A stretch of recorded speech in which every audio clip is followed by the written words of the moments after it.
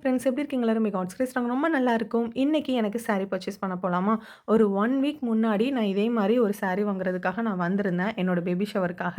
அப்போ வந்து பெருசா எந்த கலெக்ஷன்ஸும் இல்லாம, நான் வந்து அதில ஒரு நல்லா இருந்த ஒரு சாரிய மட்டும் நான் எடுத்துட்டு வந்துட்டேன். பீச் கலர்ல ஒரு சாரி எடுத்திருந்தேன்.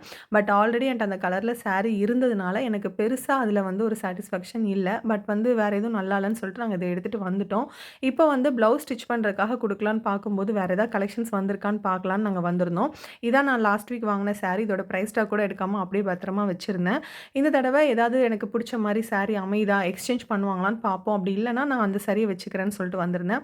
ஃபர்ஸ்ட் உள்ள வந்த உடனே எனக்கு இந்த சாரி தான் கண்ல பட்டுச்சு. எனக்கு ரொம்ப பிடிச்சிருந்துச்சு. நான் வந்து ப்ளூல தான் வந்து சாரி வேணும்னு சொல்லிட்டு ஆசைப்பட்டேன். அதே மாரி இது வந்து ஒரு லைட் ப்ளூ அந்த அக்வா ப்ளூன்னு சொல்லுவாங்கல்ல, அந்த கலர்ல இருந்துச்சு. நான் அதே கலர்ல ட்ரெஸ் வியர் பண்ணியிருக்கிறனால, பெருசா எடுத்து காட்டாத மாரி இருக்கலாம். பட் அந்த லைட்டிங்க்கு வந்து ரொம்பவே சூப்பரா இருந்துச்சு. அண்ட் அதுக்கப்புறம் இந்த நேவி ப்ளூ இந்த சாரியுமே எனக்கு ரொம்ப பிடிச்சிருந்துச்சு. ஸோ அந்த 2ல ஏதாவது ஒண்ணு கண்டிப்பா எடுக்கணும்னு சொல்லிட்டு நான் பார்த்திருந்தேன்.